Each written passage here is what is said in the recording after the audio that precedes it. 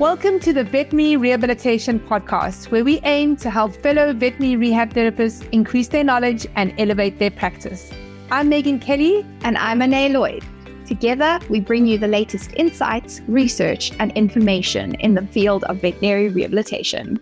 This podcast is brought to you by Onlinepethealth, a leading continuing education membership for veterinary rehabilitation therapists. With Onlinepethealth, you will have access to a wide range of online resources to help you stay up to date with the latest techniques, advances, and trends in the industry. Our podcast features in-depth conversations with leading experts in veterinary rehabilitation. They share their own experiences and knowledge to help you improve your practice. Whether you're a seasoned pro or just starting out in the field, our goal is to provide you with the tools and the insights you need to succeed. So join us as we explore the exciting world of veterinary rehabilitation and help you take your practice to the next level. If this is the first time you're listening to the Veterinary Rehabilitation Podcast, welcome. Thank you so much for taking the time to listen. Please click the subscribe button so you get notified every Wednesday when I release my next episode. To my long-time listeners, thank you for your continued support, guys. I appreciate each and every one of you. Now, before we head over to the podcast, I want to say thank you so much to Katie Wood from the Equestrian Physio for the shout out about the Veterinary Rehabilitation Podcast on Instagram. Katie, if you're listening, please email me on meg@onlinepethealth.com for your limited edition veterinary rehabilitation mug. Now, today, Jana Gams joins Anae to discuss her experience with creating online courses. Jana shares how and why she created her first course, how it has grown and been updated over the years, and the courses she has added since. She shares the benefit and disadvantage of creating a course release deadline, the massive difference in her expectations of how long creation will take versus how long it actually did take. And she shares her advice for those that want to create a course, some marketing tips, and so much more. Now, I have had an online business now for 10 years, and many of you are members of Onlinepethealth, my membership. Some of you may have purchased some of my other digital products, such as social media templates or my ebooks on how to grow your audience. Some of you have just enrolled in the online business Kickstarter course. Now, if you are a veterinary professional and you are looking to diversify your income, you can come and join us in our online community, Veterinary Professionals Making Money Online Facebook group. This is a great place to network. You can share ideas, tips, get advice from one another, and learn from one another. I share regular videos and do lives in that group, and I'd love to see you there. Before we head over to that conversation, a quick word from our sponsors. Paul Prosper believe true pet well-being demands a three-pronged approach: prevention, support, and rehabilitation. Their brands are trusted by veterinarians, universities, and rehab facilities alike. So whether you're looking to train, rehabilitate, or help your pet age gracefully, their brands like the Help 'em Up harness, Fit Paws, Muffin's Halo and Response System all offer effective, innovative, and proven solutions. You can learn more about how Paw Prosper can help pets age gracefully today at pawprosper.com. And you can also see Paw Prosper and their brands at this year's Vet Rehab Summit on the 10th and the 11th of November. The Vet Rehab Summit is our annual online veterinary rehabilitation conference, and our theme this year is myofascial kinetic lines. You can save $100 on a ticket by cashing in on our early bird special up until the 11th of September. So you just have a few days left. Go to vetrehabsummit.com to find out more. So let's hear what Jana had to say. Good morning and welcome. Hi, Jana. Thank you for joining me. Hi, I'm happy to sit here again. Sit here again. Exactly. Thank you, Jana. It's great to be able to chat to someone more than once, because then we really get to know people, we get to know each other, and we get to learn so much more the better we know people. So thank you. I really appreciate that. Today, we're going to be chatting about online courses. Jana has created an online course, and she's going to be telling us all about that, and from her perspective as a practicing rehab therapist, how that worked, what her experience was with it. And I really look forward to learning about that, because right now, more and more of us are creating online courses, and they can be a fantastic way to add it and to diversify our income and to add additional income streams. But it's always good to be prepared for the work that we're creating for ourselves. So I'm really excited to be chatting to Jana about that. All right, Jana, so please introduce yourself. Let us know a little bit more about who you are and about your online course, or courses, actually. Okay, so for all of those who weren't here in the past interview that we had, my name is Jana Gams and I'm a veterinarian. I'm also a certified canine rehabilitation practitioner. And I'm the founder of Dogs for Motion Canine Rehabilitation and Sports Medicine Center, located in Slovenia, that's Central Europe, where I work with canine clients and their owners on a daily basis. And I'm also a founder of Dogs for Motion Academy. So that's a learning platform for dog owners all around the world. I'm also an active competitor in agility and FCI obedience, and I love training dogs. So I have now 19 years of experience in dog sport training, and I'm also an owner to 3 border collies, aged 12, 9, and 1 year. So my interest in course creation lies in the fact that I really love teaching dogs. And I love teaching owners to work with their dogs. And also because I believe that with the help of conditioning exercises that are done in a proper way, we can really tremendously improve the physical well-being of our dogs. In fact, I actually started my business in the beginning of 2018 with creating my first online course. So that was the very first version of Fundamentals, which is now, of course, updated 3 years, one of my best-selling products. Awesome. So, Jana, why did you decide to create an online course as opposed to teaching owners in person how to work with their dogs? So if I go back, even way before I started my Dogs for Motion business, in fact, when I was still a student of veterinary faculty, I was holding classes for puppy school, for agility training, for Rayleigh obedience, and also for FCI obedience. And then I continued to be more and more active also in the field of dog fitness exercises. And in combination of my further interest in the postgraduate canine rehabilitation field. So those of you who were listening to our previous talk, you know it all started after my puppy Ginny broke her leg, and I had to make sure that she's also well prepared for the agility sports career.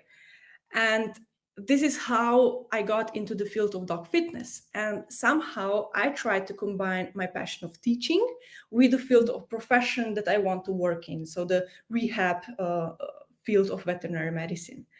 I also decided for this first online course to be in English language, simply because Slovenia, so the country where I come from, only has 2 million inhabitants. And well, let's say that the pool of potential customers is simply like not wide enough for such an online business to even exist, yet even be able to evolve. And you also know, to start a rehab practice out of nothing, you need at least some equipment. So of course you can have like a mobile clinic, but my own idea was to have like a well-equipped rehab facility. And for this, I also needed to have a place, and I needed to have funds to invest in different equipment, none of which I had when I was still thinking about having my own business, you know. And for an online course creation, the thing that I needed was a web page. At that time, I didn't even know about teaching platform that exists out there, you know. So we went into designing our own web page, Classroom. And yeah, that's how it all started with my first online canine conditioning course that was designed for canine athletes. So that's how it all started. I mean, that's incredible. So you actually you created your first online course before you actually fully came into rehabilitation and started seeing patients. And one of the reasons that you did that was to allow you to actually come into rehabilitation, right? To be able to get some funds in to buy the equipment and to get a place set up. That's amazing. Yeah. So I had a couple of experience with teaching like live classes also in fitness world before I was certified as a rehab professional. So I had some live, let's say, or in practice experience. But yeah, that's how I started, really. I love that. I think that's different from how most of us will be coming into this, because maybe not. I don't know. Guys, let me know where are you coming from and how are you coming into this? Because to me, I kind of feel like we're in practice and then we say, hey, there's an opportunity here to support dogs with IVDD, and then we create a little course to support our owners with IVDD. or we run some workshops to support them first, in-person workshops, and then later translate that into an online course like you did with your classes that you ran. Okay, so I love that. So what was your expectation before you started creating the course, and how did you think it would go? How much work did you think would go into that? Yeah, what was your kind of thinking before you actually started? Yeah, well, my first goal really was to at least, cover up for the investment I put into the course. So for the webpage design and for the classroom expenses, I knew I had some connections abroad and some people out there that might know me already from the agility competitions. So I did think that we would probably be able to sell something with a bit of social media advertising, but not in my wildest dreams did I dare to think we would sell like 65 courses in 22 different countries right away and already within our first launch. So Wow. yes, I do admit that was beyond all my expectations. And then all the feedback that I got from the participants helped me to further evolve my courses with every new launch. So a lesson for all of you out there: don't dwell on your winnings, or the other way around, don't be discouraged if it doesn't go well already from the start, because I believe that we always have to push forward, we have to learn, we have to evolve, and also think creatively how we can constantly improve ourselves and our services or products. So yeah, that really gave me a huge start off at that point. So not just in funds that I was then able to invest back in the business, and actually also start putting pillars also to my in-person rehab clinic that started to develop, but moreover, I would say also a huge start off in motivation to continue creating online courses, because apparently, or so it seems, based on all positive feedback I get from participants, I might have a skill for this. That's amazing. No, that's amazing. And I think that's a very valuable takeaway, is to, yeah, if you have that kind of successful start, a big start that exceeds your expectations, if I can rather put it like that instead of successful, when that initial start exceeds your expectations, it's a massive confidence boost, right? And it makes you really want to keep going. So that's amazing. Daniel says, where would you say most of your clients come from in terms of non-rehab, word of mouth or social media? So if we speak solely about the online world, I would say I started off with word of mouth. So with the connections that I had in abroad, the people that knew me from somewhere, and especially in Europe, we didn't have any courses that would be offered like this. So of course, abroad you could find them, but I still think that European countries are more like, I want to have someone who is from here because we know how it looks like here. So I think that was an advantage for me when I was designing my first course. And for sure, at first we didn't invest, I won't say much, we didn't invest nearly anything into any sort of digital marketing, as let's say like a sponsored ad on the Facebook page, but that was really, really little. So I would say it was spread through word of mouth. But on the other hand, word of mouth only goes to a certain degree. And because our goal was to be able to reach out to a wider population, because I really believe this is a field that every let's say, yes, dog owner, but since the majority of our courses is targeted to canine athletes, I would say that they really need this knowledge to be able to create like a safe place for their dogs and to participate in their sports in a better way, in a safer way. And because I really wanted to reach out to a wider population, of course, we are now having lots of marketing behind, so that we, let's say, reach out to new people, to people that don't know us from somewhere. So yeah, that's an addition from the last, let's say, period or last couple of years.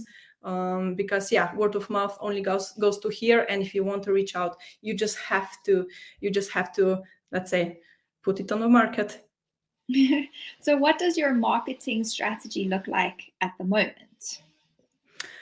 I do have a team that helps me. I'm like not an only person in our business. because one person can only do so much, and if you have a team, you can go much more.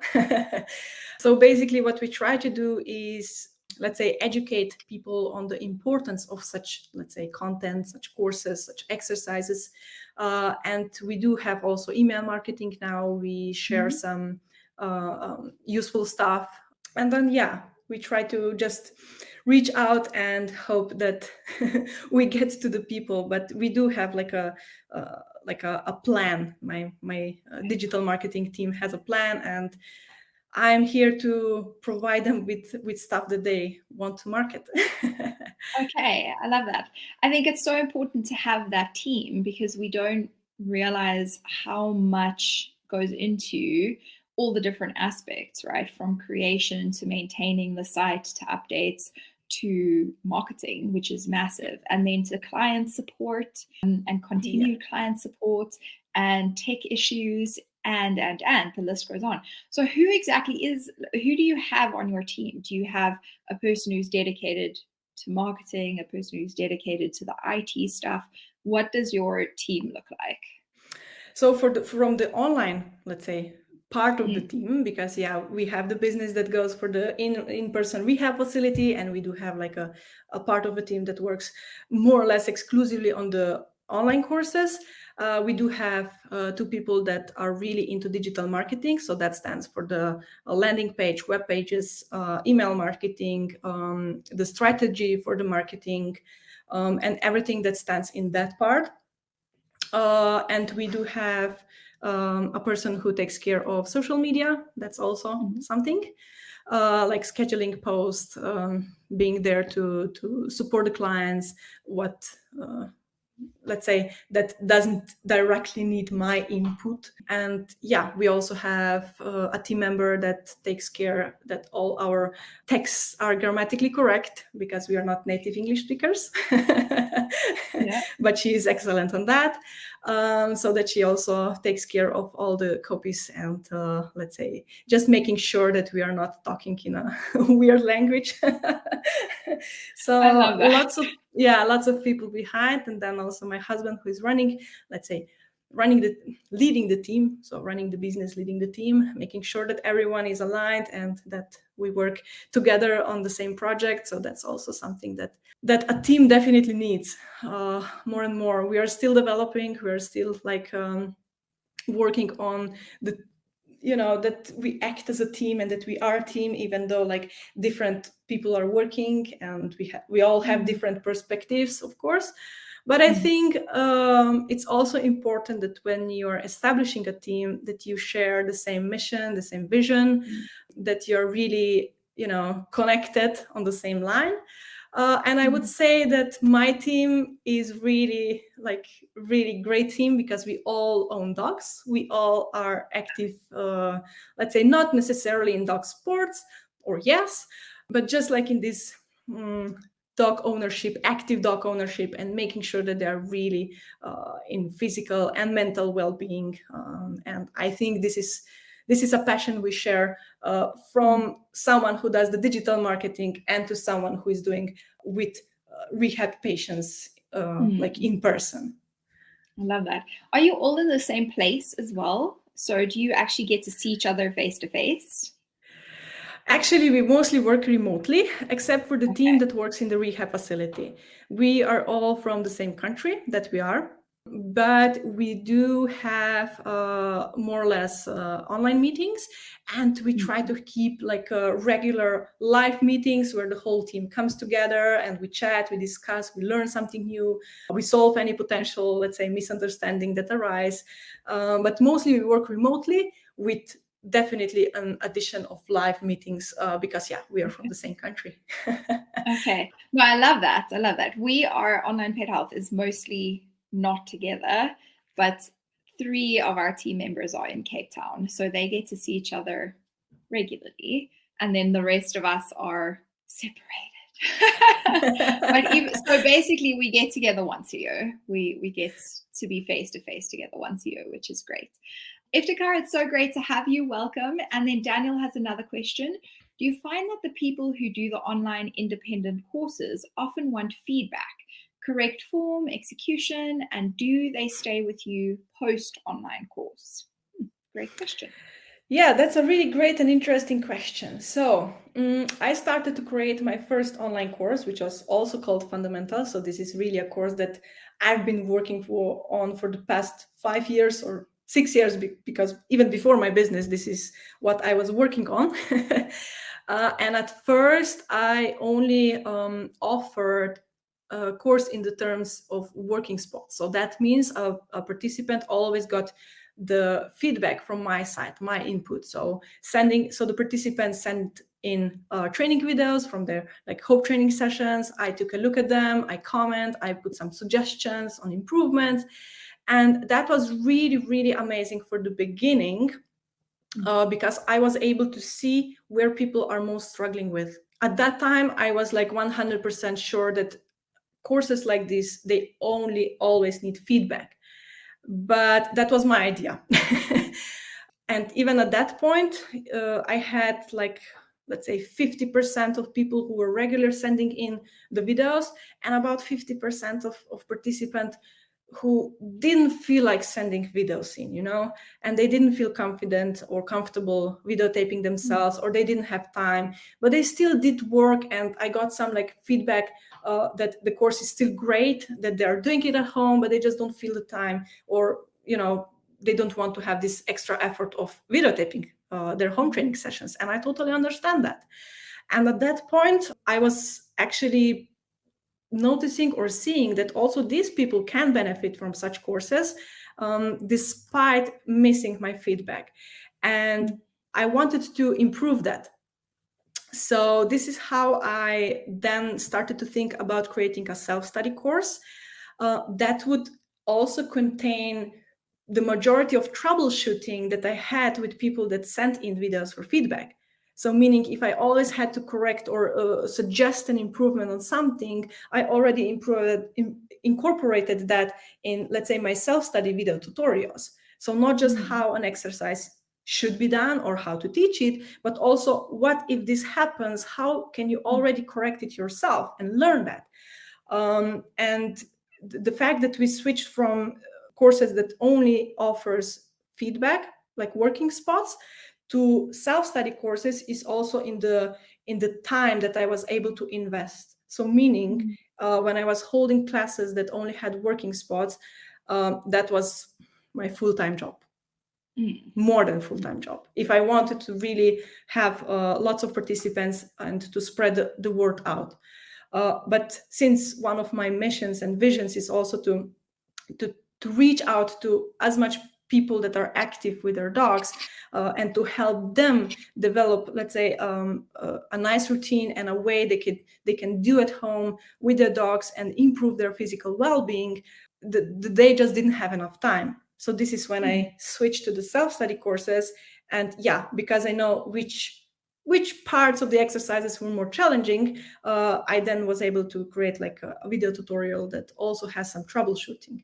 So my conditioning courses at the moment are self-study oriented, but because I also know that lots of people want to have that personal feedback, that's an addition. They can always purchase for an additional, let's say, a price.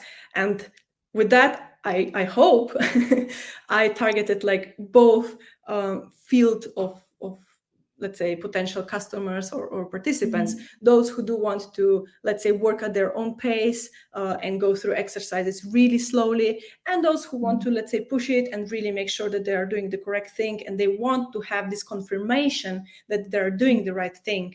And for this, of course, I offer my feedback. But the majority of people, they prefer to work at their own pace. So that would be my answer. No, I love that. Can you describe, if someone joins your course, what does that look and feel like? What do they get? What's in the course? What's not in there? How does it work, so that we have a better idea of how you've structured what you've created? So it depends a little bit about which course. At the moment, we have many courses available. I'm also not the only instructor on our Docs for Motion Academy. But if I speak about my own courses, I always like to think about a head and a tail. So that means each course is like a how do I say it in English? Like a full thing, you know? And I usually start to want to create courses to be able to guide a person through it. If I just speak about these fundamentals, that's really my first one and really, our best-selling one. It contains, let's say, theoretical lessons. It contains video tutorials. It contains pictorial, let's say, graphics in pictures, explanations on that. So I try to do it like really as easy as possible for a participant to follow, to learn from, and that it's nicely organized with chapters and lessons within a chapter, so that it's also easy to, look back and search for the content. Also, one more thing is that our courses have lifetime access, my conditioning courses, not all of the courses on the academy. And that means that I update them regularly, but person who, let's say, joins them, they also get all next updates, everything that I, let's say, make it better, or I update it so that it's easier to understand, even easier to understand. So basically that. In the past, I didn't know about all these teaching platforms, so we went into designing our own webpage and our own learning platform within our webpage. But that was extremely time consuming, and also, for the developer, it was quite a hard job. But in the past couple of years, we switched to the teaching platforms that are available on the market, and I think they're awesome. You have many features there, and they really look like a nice classroom. And in the end, it all comes down into a user experience, I would say. I love that. You're right. There are so many platforms that allow us that host a course for us that it's done. We just need to put the content in there. It flows well. It has a great user experience, makes it easy, and it saves a lot, because, as you say, that development cost is actually incredibly high. If you have to create a platform from scratch, it takes many hours. It's very hard often to kind of mesh with a developer in terms of like they see what you see, because you come from very different perspectives and fields. It's not impossible, but I find that can be tricky sometimes. So yay. Exactly. And also all the bug fixes that, let's say, when I had a developer, all these bug fixes were on me then, versus on a external teaching platform. It's their thing, and they really fix it, let's say, soon. It's not my problem about these bugs. So I think for the user experience, it's a wonderful addition, and easy also for the course creator, because we are not developers. Well, not all of us. No, not our area of strength. Most of us are like, don't even want to touch our computers. Okay. Tell us a little bit more about the actual creation process and what that was like for you. So when I think back, I did have a plan to start with a comprehensive course right away. So that means lots of lessons, lots of presented exercises with content that I said has a head and a tail.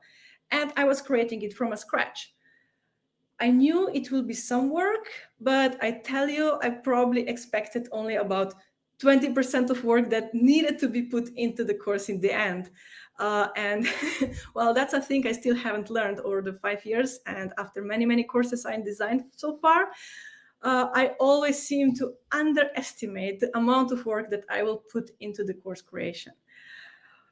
Probably also because I have higher standards for every next course and for every next course update. But sometimes I wish I wouldn't be such a perfectionist about my own work. But on the other hand, that's probably what makes my work reach the level of my own expectations. So the biggest mistake, or maybe that was the most awesome thing, I don't know, was to put a date of release out before the course was finished.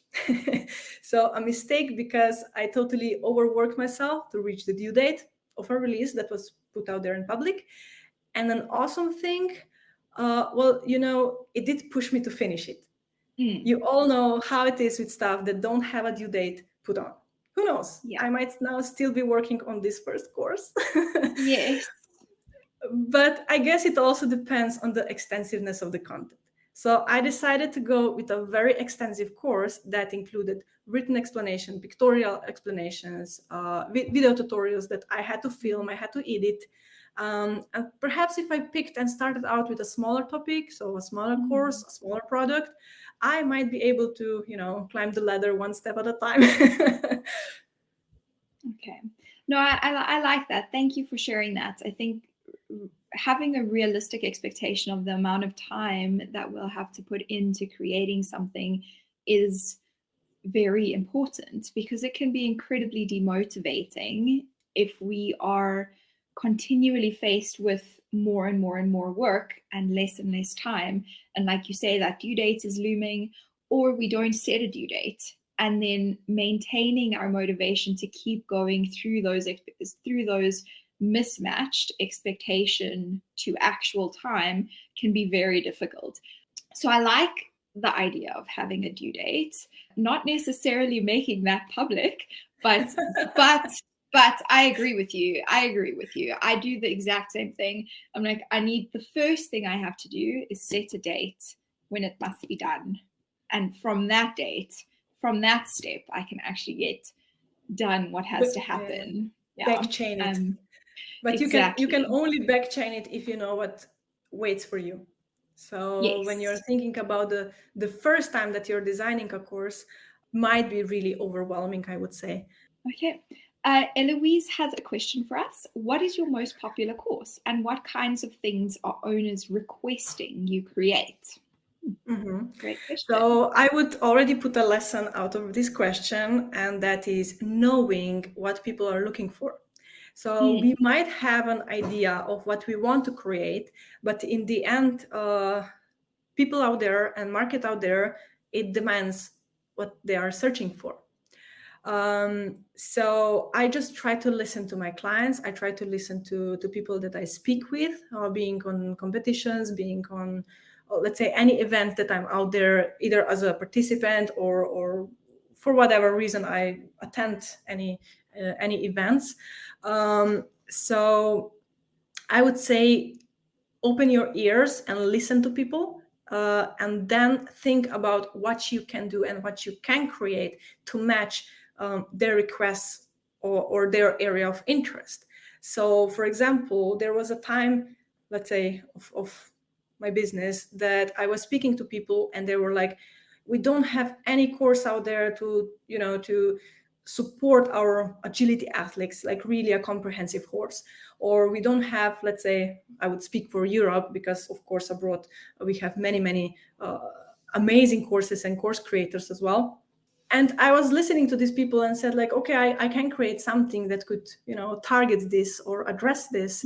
So yeah, or maybe there was a part where everyone knew that it's good to warm up and cool down their dogs while they're doing agility sport, but how can we actually do it? And again, this was like I can make a course actually on that, because it needs to have a head and a tail.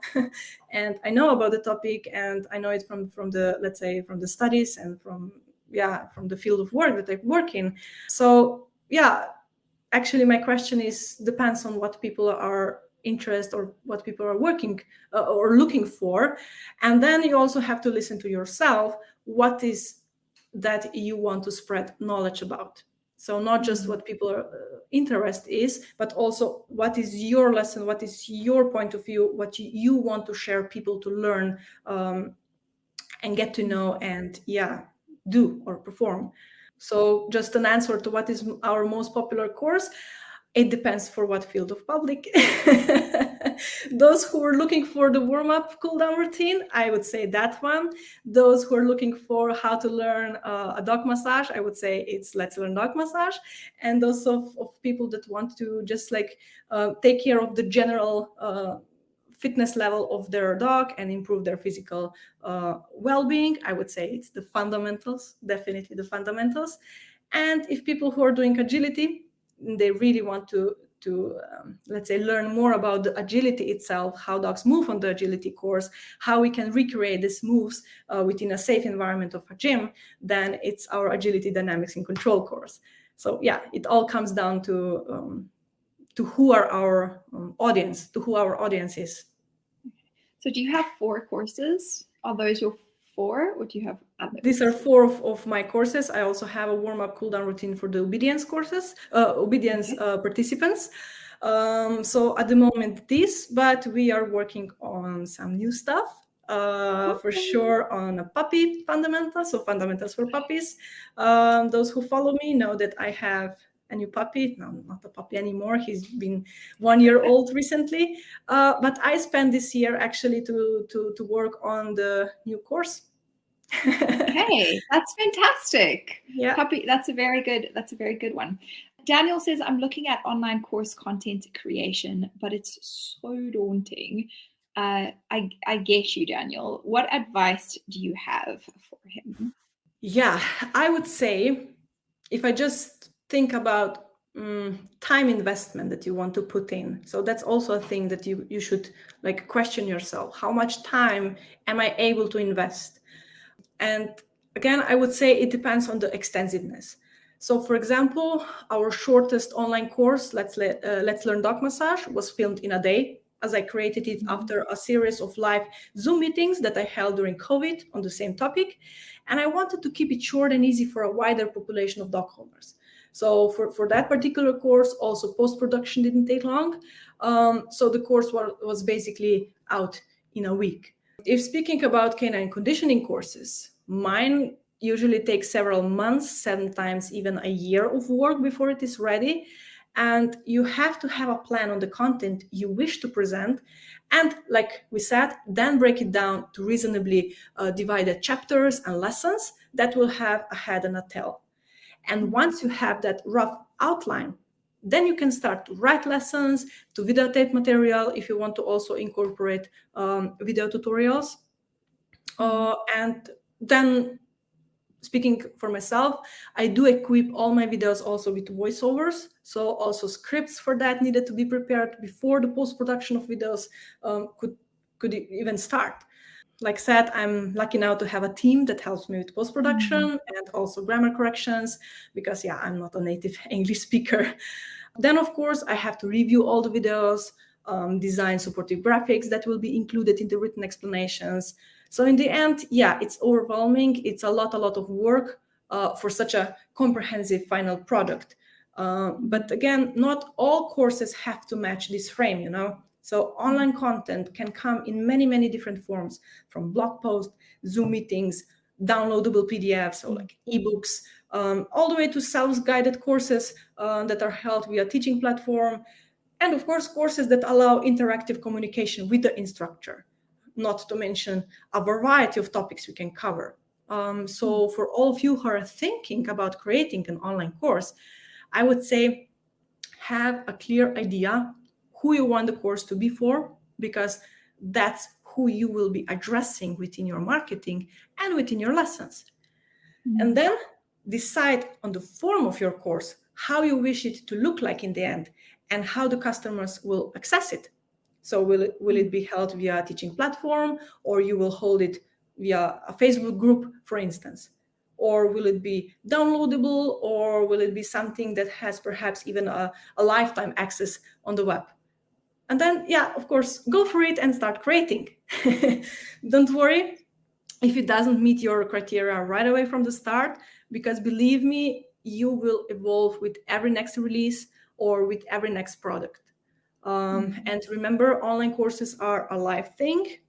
So also the online pet health is now hugely upgraded from how it was in the past, isn't it? Oh yeah, for sure. Yes. Yes. We've made quite a lot of changes over the years.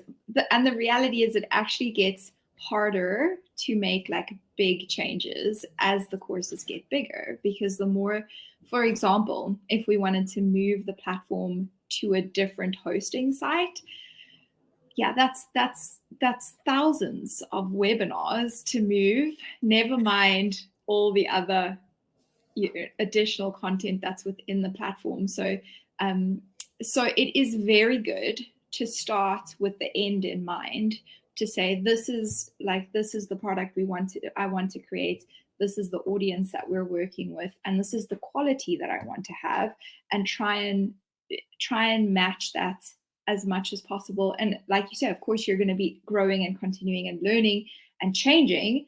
It's always a learning experience. I think creating content is a learning experience. Your writing will change. Your writing style will get better. If you're adding illustrations, they will change and get better as you improve your technique, as you improve your skill. If you're creating video, that's going to improve and get better as you upgrade your equipment and get better cameras, or get a better team to work with you, have better editing software. And you don't have to have all of that from the beginning. You can start with what you have the end picture you want in mind, so you can work backwards. Like you've said, Jana, you want to have an outline of what you want. That saves a lot of time and a lot of work, I think, because otherwise you end up creating something and then you don't like it, or one part of it doesn't feel right and doesn't mesh right after you've created it because your vision wasn't clear at the beginning, and then you start again. And if you don't clarify your vision, you're going to keep starting again until you, by chance, get it right. So, which can be so demotivating and so frustrating. So start with a clear vision, work backwards from what you want to achieve, and make it achievable for yourself. I love to add in loads of extra time so that I can make sure I have time buffers, because I find that one hard. If I expected 20% of the work and then it ends up being, I would struggle with that one. Well done, Jana. Well done. Yeah, exactly. I think you made such a nice sum up, and I think a lesson out there for all of you is just start. We can spend so much time just on planning and just seeing all these obstacles along the way and thinking about how this will not go or how this will fail. I think it's much better that we focus on how I can make it work, and I want to have this, and what you want to do. And I think then the obstacles are just something that you will open the door and go through them or over them. You will find a way how you will go over, but only if you start.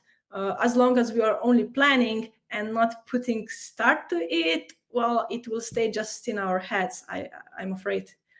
No, I agree with you. And potentially another good idea is for many of us, if we're not participating in online courses, then this feels very foreign. Like, what does it look like? What does it feel like?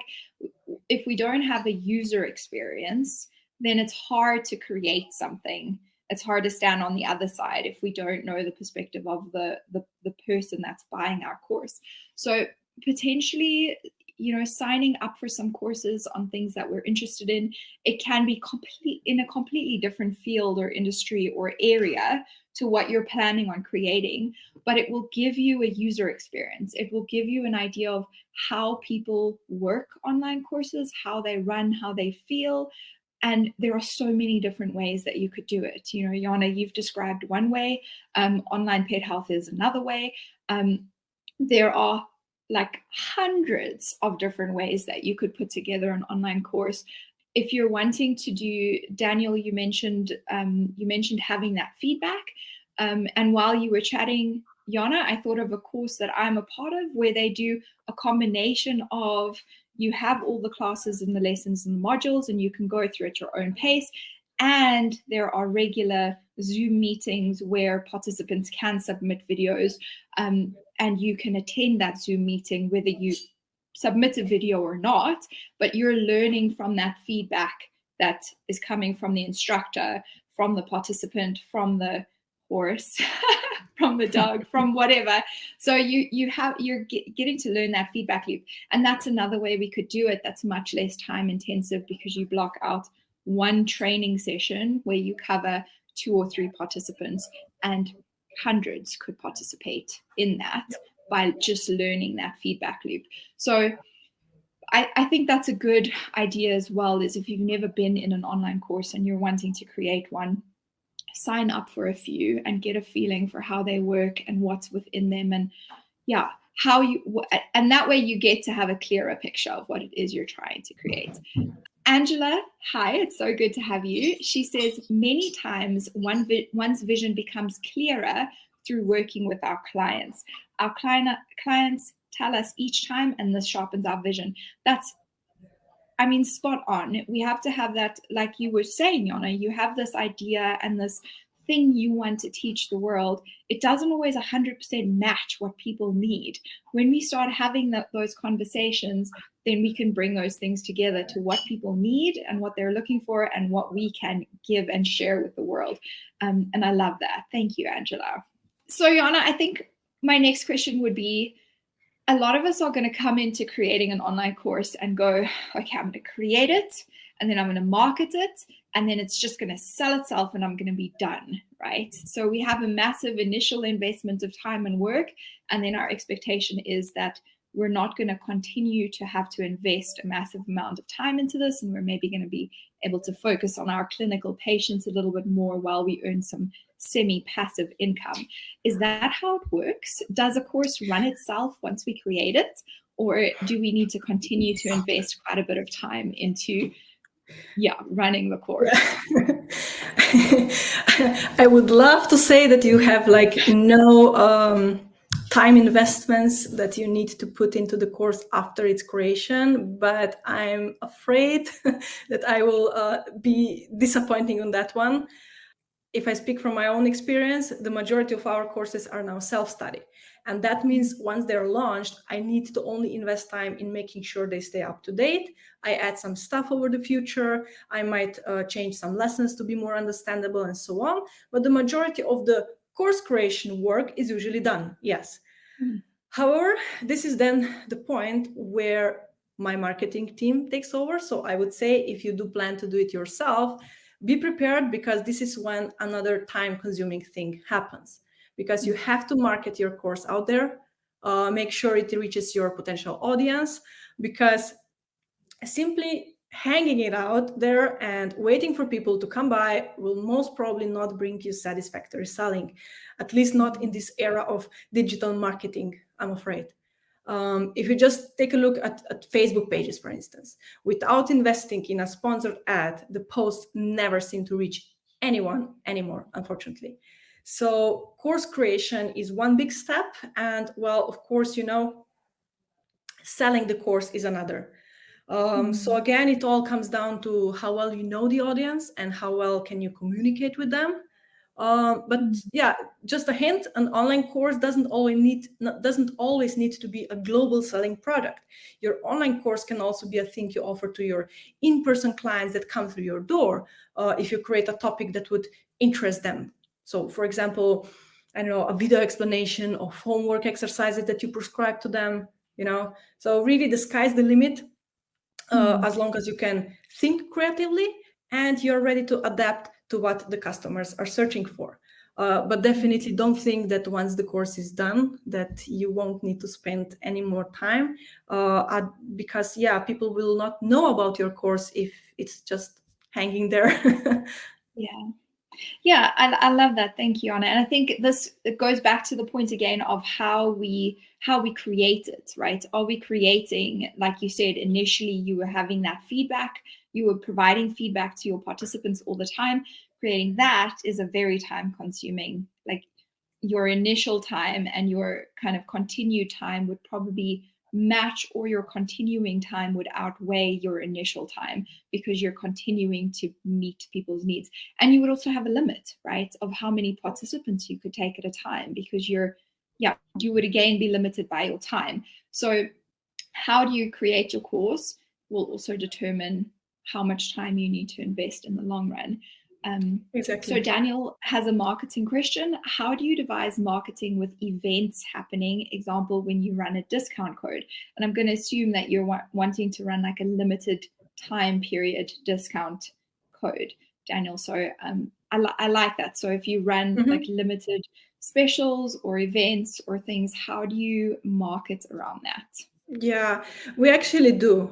For example, courses that are oriented for agility handlers specifically, we definitely try to, let's say, put some, let's say, discounts or special offers at the time of the events to maybe, educate people more about this field or present them with these topics. Right now, we had just this past weekend, we had the biggest agility competition here in Slovenia, so Slovenian Agility Open. And of course, we were also a part of the sponsor team, and I was also participating with one of my dogs. I was also running. Of course, we try to match our let's say marketing with this event. So when thinking about marketing courses, you can definitely use all these, let's say, events that are happening, or maybe, national days for something. You can use like many different opportunities like Easter and Christmas and New Year. These are Black Friday. These are the most, let's say, well-known also among the people. So you have to know that also people, so audience, they usually seek for these special offers around these events, and they kind of expect to be something out there. And then it's about your policy. Let's say if you don't feel confident offering some discounts, or you don't, let's say, agree with that, that's perfectly fine. It's really all about how you want it, and then just work through how you want it. I love that you mentioned that, because you're talking about attending a live event to get people to buy an online course. And I like that. So I think that it is so important to still have a relationship with people and continue to build that relationship in person, because that is what builds that. Yeah, we can't do without that. So I like that. And we do the same thing. So when we attend the IAVRPT conference, for example, we will go with a discount code and we'll invite people to join. And we might give them a limited time where they can join for free and see the membership and see what's happening in it, before they have to start, before they have to commit to a membership.